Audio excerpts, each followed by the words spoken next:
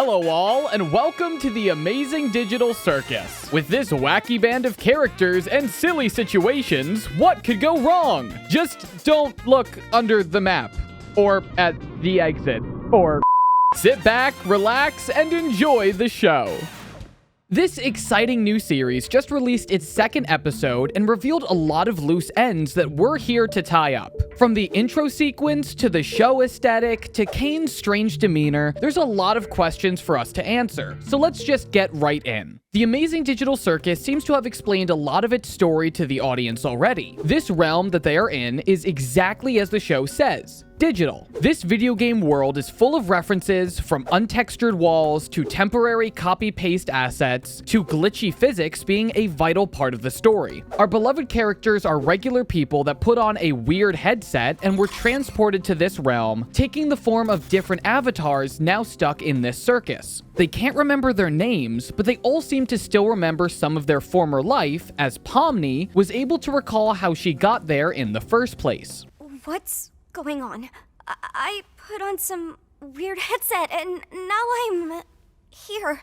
The person seemingly in control of this realm is the Ringmaster, Kane. He can create and destroy things at will and gives the first introductions to each new character. He often creates new adventures for the characters to go on, from gathering gloinks to helping a candy kingdom. However, not all is fine and dandy. If a character reaches their breaking point, they will abstract. They turn into a giant monster full of eyes and glitches that appear to attack anything in its path. When someone abstracts, Kane quarantines them in a hole, and judging by the other abstraction monsters here, it then would seem that their portraits get crossed off on the door to their room. So, now that all that is out of the way, let's get to some questions. At the beginning of episode 2, Pomni has what appears to be a dream involving her abstracting and Kane banishing her to the Shadow Realm before waking up. Now, we could probably just call this a dream and move on, if not for the ending of the episode where we see Pomni recalling this sequence, but now getting caught by someone. This clearly can't just be shrugged off if it comes back.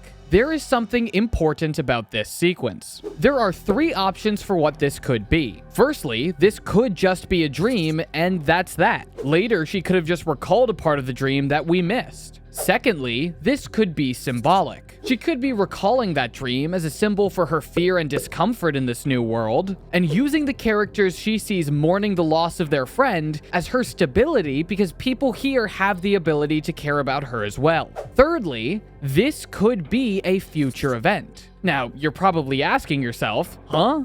What? What are you, an idiot? Stupid? Dumb even? Well, to that I say, ow, that kinda hurts my feelings. Why would you say something like that? To understand what I mean, we have to look at episode 1. When Pomni first shows up to this realm, Kane shows her around the grounds. Everything is fairly normal, the tent, a lake, and a carnival, but when Pomni asks if there's anything else, Kane transports her to the Void. An empty void that Kane states he doesn't even know what's out here. We don't venture out into the void. Not even I know what's out there. Now, we can already doubt this statement right off the bat. Later in the episode, Pomni goes through the teleporting exit door to discover a Stanley Parable-esque series of repeating offices. Eventually, she reaches a final door that leads to said void, and she seems to start seeing some strange things. We then cut to Kane, who receives an alert on his Wacky Watch. Yeah, Wacky Watch. That notifies him that someone has entered the void and exactly where they are. He acts shocked and says that they'll get spoiled. It seems that Kane does know exactly what's out here, so this lying liar seems to be a liar. It's almost like we can't trust this guy or something. Huh, who knew? Now, I kind of glossed over something important here, but let's listen to the exact reason why Kane is concerned about Pomni going into the void. Oh no! Someone's venturing out into the void! They'll get totally spoiled! Pomni is going to get spoiled if she ventures out into the void, but it already seems like she's seen something. What if what she's seen is this sequence? We know that they don't need to eat, drink, or sleep. We don't need to eat, drink, or sleep in this digital world. So this just being a random dream sequence would be a very strange thing to add. A very likely possibility is that Pomni saw this sequence, knowing what is coming to her in the future, and that night had a nightmare about it. She seemed to be reflecting on it throughout the episode, dissociating while talking to Ragatha and staring blankly in the back of the truck until she makes her first real friend. Once that friend, goes away, Wait, what? she is once again left in her own head, both mourning her new loss and reflecting on the situation approaching. Finally, after seeing everyone caring about the former loss of Kaufmo, she's able to be consoled by the knowledge that even through everything, she will be saved by her friends. This explanation isn't 100% solid. There is some speculation added, but it seems to be our best option so far. There is a lot that lines up with this idea. The thing is, this idea leaves yet another strand loose. If Pomni was abstracted and Cain banished her to his cane hole, then the fact that she was rescued by her friends shows that they are defying him. In the original version, when Pomni is falling, we can see Cain, Jax, and Ragatha looking into his hole. Cain is saying that she abstracted, Jax is being rude, but the weird part is Ragatha. Well, I guess we're not all cut out for it. She says, "I guess we're not all cut out for it," in a very sly voice. Not only is this extremely out of character for the only person to really show interest in Pomni, but if she saved her afterward, why would she have said this? The only explanations for this that we can come up with are purely speculation, so this means it's time for a special speculation session! Session. Welcome back to a particularly special episode of the Special Speculation Session, as usually we only do these at the end of the episode. These are the segments of the video that don't have enough information to be a real theory, but would be good for us to talk about anyways. In this session, we're going to try and figure out why Ragatha might be acting so strange. We could speculate that maybe she's trying to get on Cain's good side and remove any suspicion towards her before she goes in for the save and defies Cain. She could also not be the real Ragatha. At the end of episode 2, Cain says this. I know you guys love your NPCs, but if I start losing track of who's a human and who's an NPC, who knows what could happen? The fact that this is so ominous suggests that something terrible could occur if Cain isn't able to keep track of them, and this could be that situation. There could be some doppelganger-esque adventure that Cain set up that went horribly wrong and created this twisted version of Ragatha. Another explanation could be that this might be Pomni's mind twisting events. Dreams, especially about past events and experiences, never go exactly how they occurred, so Pomni could have made Ragatha a lot more violent in this situation, considering she doesn't yet know Ragatha's personality very well and is considerably overwhelmed by the recent events she has experienced. But again, all of this is speculation, so take this with a grain of salt. Now back to the actual theories. The next question we need to ask involves the man of the hour, Cain. We all know he's a bit strange, but this is way more than that. According to Gooseworks, the creator of this show, Cain's full name is the Creative Artificial Intelligence Networking Entity, as mentioned here in this Tumblr post. So one would assume that Cain is AI, correct? Well, I'm not so sure. There is a possibility that he is, but there are also some very strange and questionable things surrounding him. Firstly, he actively gets nervous, has outbursts, and eats at a restaurant. The only issues are the rapid talking and the error over his eyes. These would all seem to suggest that he is artificial. However, we've seen weirder things happen to actual humans. Kinger's physics can get extremely weird at times. Zubul is able to break her body apart. They constantly vomit a black viscous liquid just like the AI-based NPC Gummy Goo does. They can abstract, and if the abstractions touch other humans, then they'll become extremely glitchy.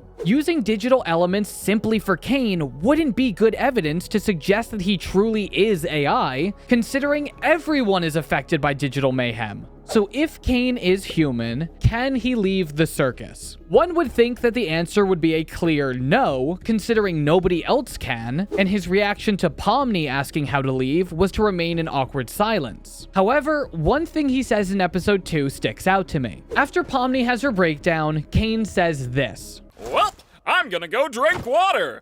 It's been a while since I've done that.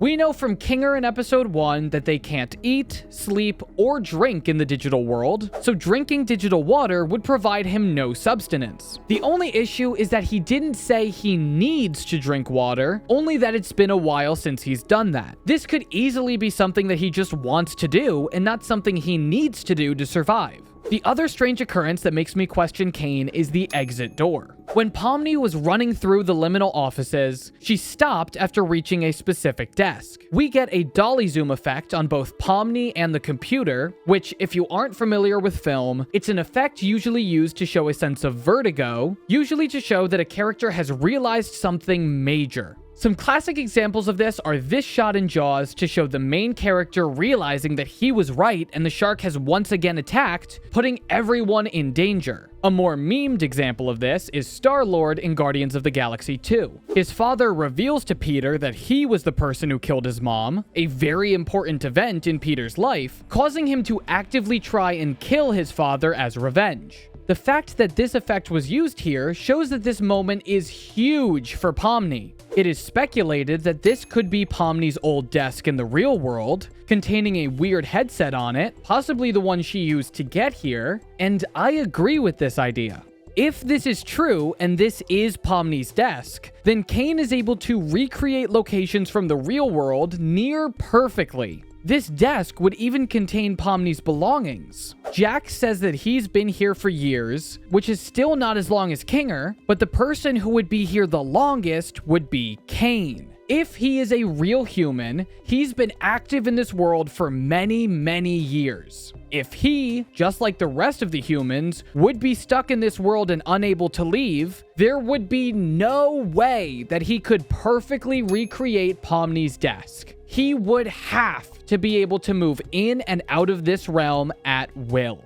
There is one last thing we have to touch on, and oh boy is this a big one. Throughout the series, it is made very clear that this all takes place within a video game. However, there is a lot more going on here than that. The pilot starts with an intro sequence. Cain starts this sequence introducing the circus, and then it starts a song to show all of the characters. Eventually, Pomni appears in the middle of it, and Jax and Zooble make comments that they aren't doing that again, showing that this sequence is actually happening. So if that's the case, who is this for? This isn't for Pomni because she isn't in the world yet and interrupted the sequence unexpectedly, and this isn't for the players because they're all a part of this intro sequence. But then, hold on, Cain wasn't looking at anybody specific when doing this sequence. He was looking at the audience. He's speaking to the viewers, not the characters. This isn't just a game, but a show.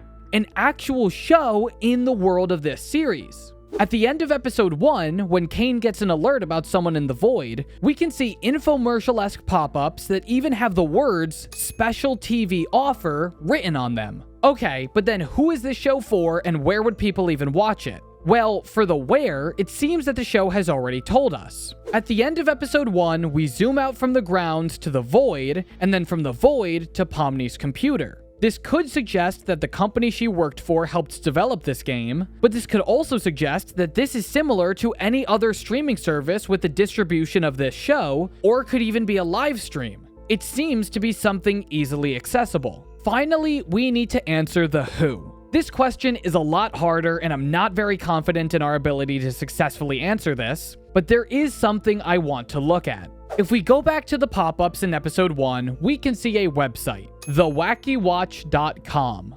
If you go to this website, you will see a Wacky Watch with a video of Pomni looking around. Sorry about the interruption, quick 3 a.m. update. The website actually changed. Now, this doesn't mean that the theory is invalid. In fact, this probably provides more proof that the theory is valid. But just to let people know, if you go to the Wacky Watch website now, it's actually a picture of the confetti remains of Gummy Goo. Alright, cool. Now back to the theory. While this is very hard to decipher, it is possible that this may suggest that we are the viewers of this show. Cain may be aware of our presence and is attempting to pander to us.